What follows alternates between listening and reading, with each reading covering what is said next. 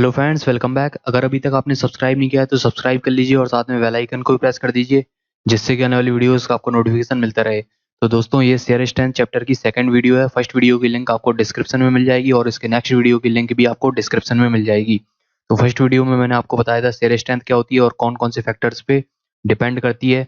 Shear strength का क्या formula होता है, एस बराबर सिग्मा एन टेन फाइव, और बताया था मोर सर्किल इन सैंड। तो आज हम लोग यहाँ से पढ़ेंगे। तो चलिए स्टार्ट करते हैं। Note one: failure will occur on that plane in which shear stress lie on or above the more failure envelope। तो ये हो गया है मोर फेलियर एनवेलप, ये हो गई है नॉर्मल स्ट्रेस एक्सिस, ये हो गई है शेयर स्ट्रेस एक्सिस। एक ये मोर सर्किल हो गया है, एक मोर सर्किल ये है, और एक ये डॉट वाला मोर सर्किल है।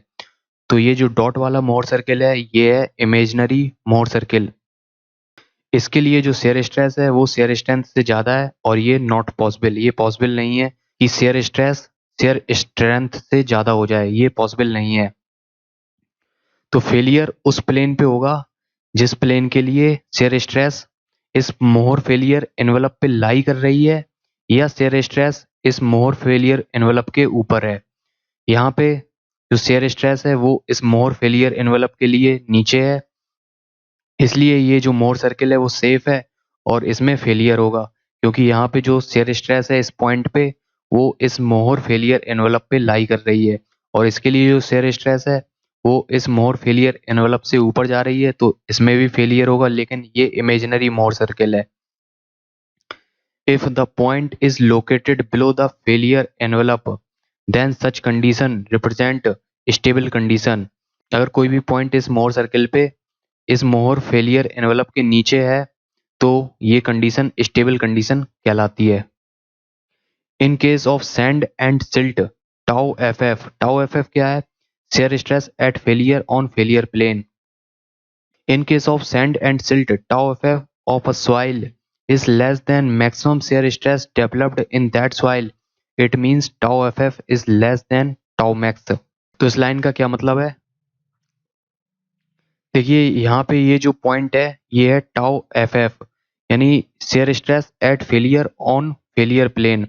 तो यहाँ पे जो शेयर स्ट्रेस है इसकी वैल्यू इससे कम है। यहाँ पे जो पॉइंट है, देखिए ये पॉइंट इस पॉइंट से ऊपर है, ये है टाउ मैक्स, यानी सॉइल में टाउ मैक्स डेवलप हो सकती है, लेकिन फेलियर इससे कम ही पे हो रहा है सैंड एंड सिल्ट में।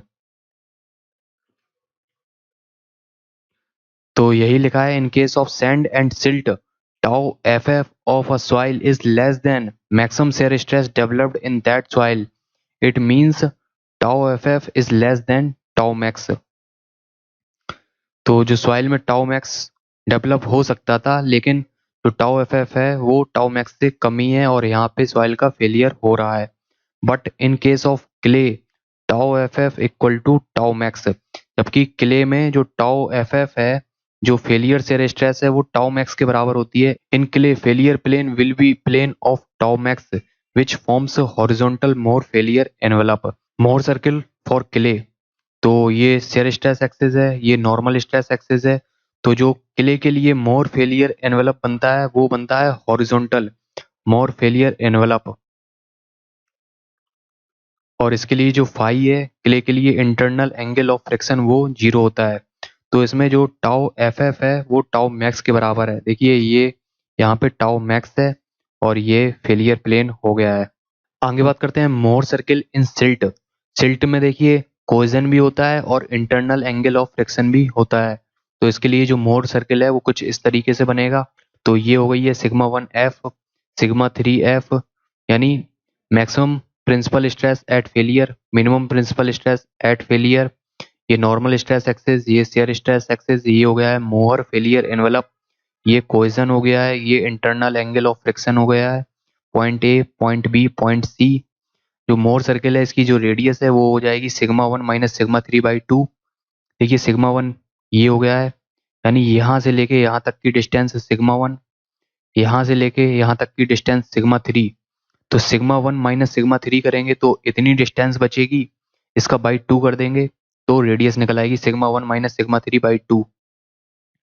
और यहाँ से लेके यहाँ तक की डिस्टेंस है sigma one plus sigma three by two, ये भी निकल आएगी अगर आप लोग थोड़ा प्रयास करेंगे। तो इससे जो फॉर्मूला ड्राइव होके आता है ये बहुत ही इंपॉर्टेंट फॉर्मूला है, ये आपको लास्ट तक काम में आएगा। Sigma 1 equal to sigma 3 tan square 45 plus 5/2 plus 2c tan 45 plus 5/2 कैसे निकल के आता है, तो हम लोग ये डेरिवेशन देखते हैं। इन ट्राइंगल ए बी सी, इस त्रिभुज की बात कर रहे हैं A B C, okay. Sine phi बराबर हो जाएगा B C upon A C, B C upon A C, लंब बटे कर्ण, ओके। तो बी सी ए सी बराबर हो जाएगा ए ओ प्लस ओ सी, ए ओ प्लस ओ सी। साइन फाई बराबर, देखिए बी सी कहाँ पे है, बी सी ये हो गई है रेडियस, तो इसकी वैल्यू हो जाएगी सिग्मा 1 माइनस सिग्मा 3/2 अपॉन ए ओ। देखिए टेन फाई, इस ट्राइंगल में हम लोग टेन फाई लगाएंगे तो सी अपॉन ए ओ, तो ए ओ बराबर हो जाएगा सी कॉट फाई। तो ए ओ बराबर हम लोगों ने रखा c cot phi plus o c बराबर sigma 1 plus sigma 3/2, sigma 1 plus sigma 3/2। यहाँ पे इसका मल्टीप्लाई किया तो c into cot phi into sine phi plus sigma 1 plus sigma 3/2 into sine phi equal to sigma 1 minus sigma 3/2। Okay, इसको solve किया तो ये निकल के आया 2c कॉस फाई, यहाँ पे कॉट फाई को cos phi upon sine phi, तो साइन फाई से साइन फाई कैंसिल हो जाएगा और यहाँ पे एलसीएम ले लिया तो 2c cot phi plus sigma 1 plus sigma 3 into sine phi equal to sigma 1 minus sigma 3। इसको दोस्तों आगे आप सॉल्व करते जाइए, सॉल्व करके तो आगे ये एक फॉर्मूला है tan स्क्वायर 45 प्लस 5/2 बराबर होता है 1 plus sine phi upon 1 minus sine phi. आप यहाँ पे फॉर्मूला लगाएंगे tan a प्लस बी का, tan a प्लस बी बराबर होता है tan a plus tan b upon 1 minus tan a into tan b, तो ये निकल के आएगा। तो लास्ट में जाके ये फॉर्मूला निकल के आता है sigma 1 equal to sigma 3 tan square 45 plus 5/2 plus 2c tan 45 plus 5/2। तो आप इसको ये डायरेक्ट याद कर लीजिए क्योंकि ये बहुत ही इंपॉर्टेंट है।